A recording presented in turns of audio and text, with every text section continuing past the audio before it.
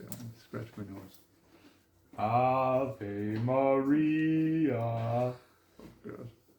I don't know. No, I can't do that. Oh, thank God. Opera singer, I am not. No, Actually, singer, I am not. Merry Christmas, you guys. Merry Christmas. Day 12, Christmas Eve, December 24th, in case nobody knew that. Here we are on the final day of the 12 Drams of Christmas. Before we go into the reveal, I want to just sort of recap. Yeah, And, good idea. Good thing I'm wearing one. For those of you who don't know, I'm Blue Collar. This is Walter. Walter is short for Walter Ego. That's his Walter Ego, yeah. We weren't sure if he was going to make it this year, but here he is. Yeah, he showed up. And so recap. Okay. First day. Oh, geez. Oh, damn. Going way back into the I'll need to get my notes. memory banks here. First day was beautiful Glen Scotia Victoriana. Yes. Cast strength. Yeah. Second day was the 80 Rattray Almanac. And have you figured out what AD stands for yet? Oh, I think Dewar. Andrew Dewar. Andrew Dewar, you're yes. right. Okay. See? I passed the skill testing question. Third one was our beautiful single malt, single cask from Douglas Distillery in Gulliver, BC. We rock. We rock at It was a special- 66.6% ABV. Yeah, it rocked us. It rocked us. Yeah, it was awesome. Yeah. And so thank you to Steve Lee and Rich for putting that together again. Yeah. And then we had the beautiful inaugural, well, I think it was batch 3, but they still call it the inaugural release of Isle of Harris Distillery's Hurrah. Rock. Yes.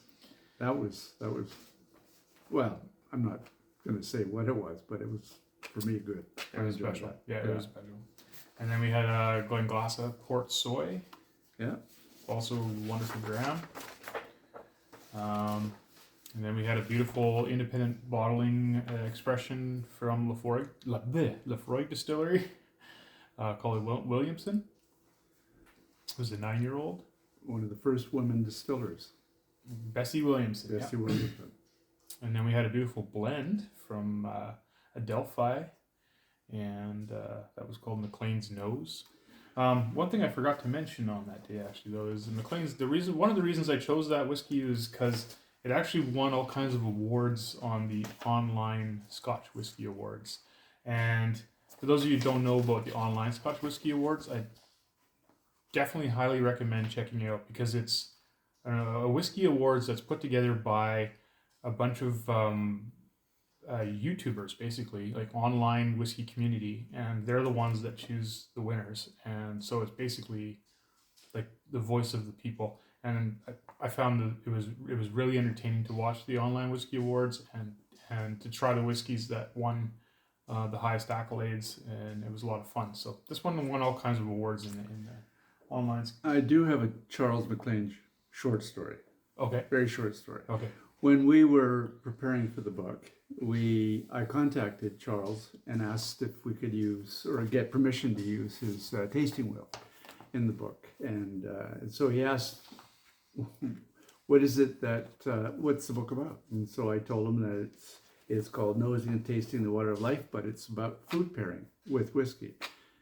And he wasn't convinced that food pairing with whiskey was workable.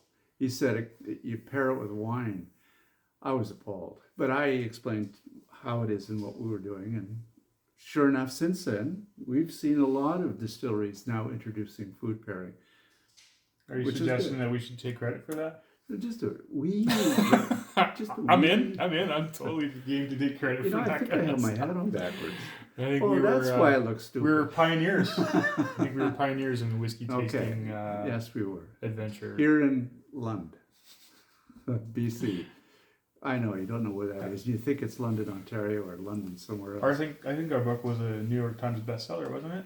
Actually, it won the Gorman International Award for Canada, first place for Canada, and second place internationally in the food and beverage category. There you go. So there's feather in our fur in our cap. There's no room for feathers right now.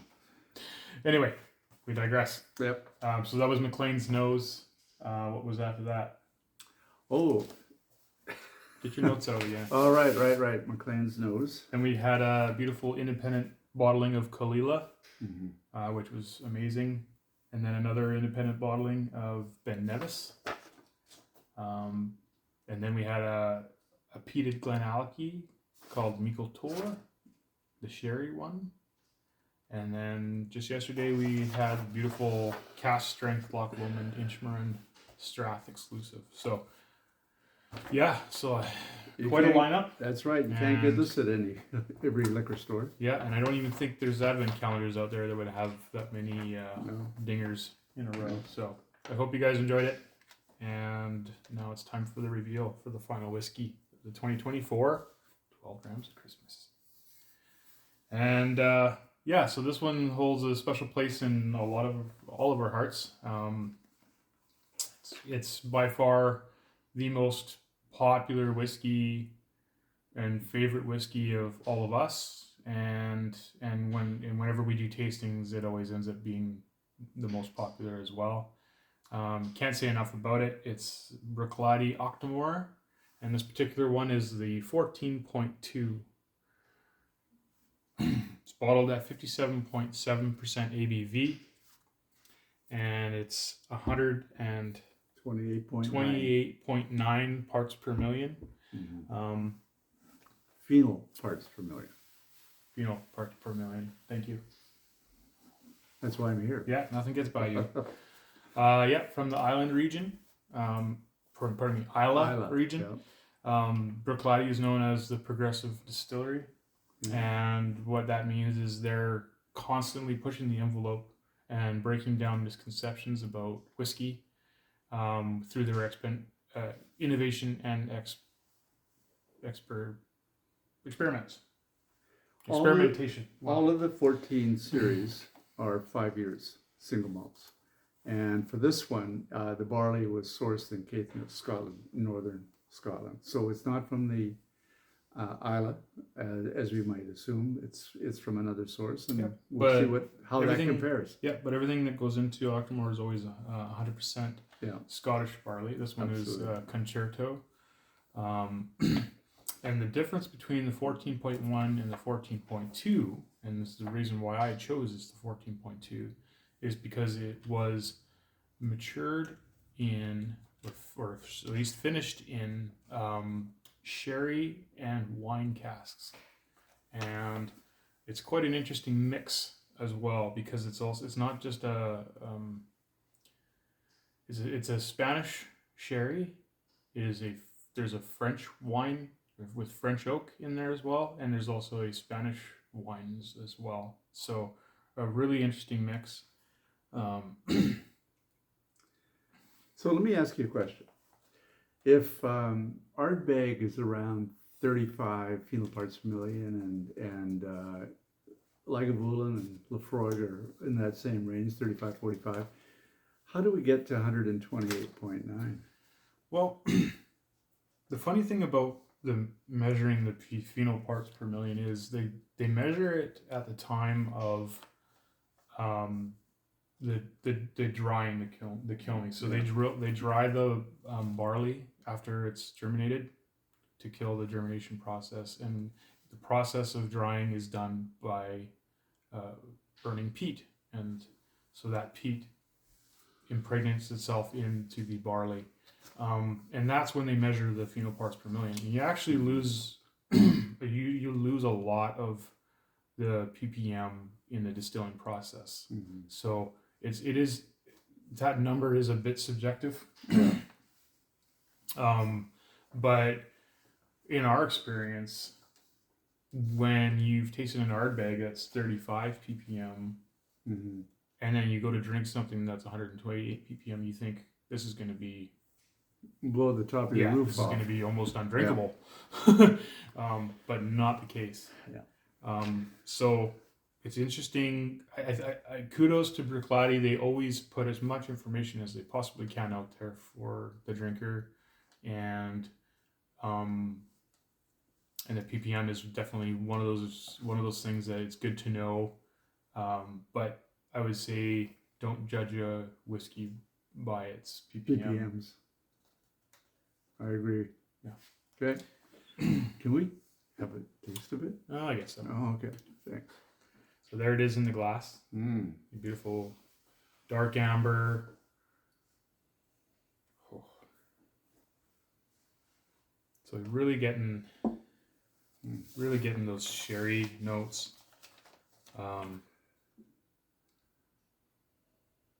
So apparently I found a little bit of information on this one.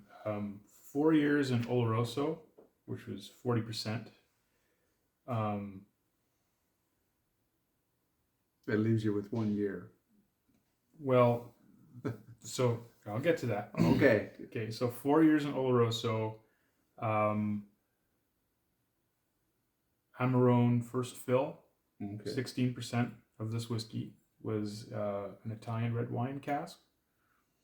And Amarone second fill, 44%. And then they took all those whiskeys, or all those casks, and they put them into a French wine cask, which is called Pauliac. I probably mispronounced it. But You it's did. from the Bordeaux region of France. Okay. This is great. So, did you try it yet? I have not. Oh, I have okay. not. Let's give it a taste. So lots of sherry notes like fruit cake and red berries on the nose, black pepper, spices, Christmas dram to the T.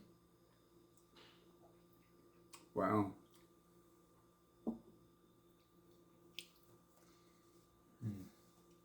Yeah. Dried fruit. There's a saltiness. Very like dried. There's like a maritime kind of note in there. Minerally. Bonfire. What do you think, Dan? Let's bring in the McBaxter himself. I'd like to introduce everybody. This is my uncle. This is Dan Baxter. Great, move over. That's right. Who let you guys in? I know it. He's tried to kick us out a number of times, and Yeah. we just keep coming back.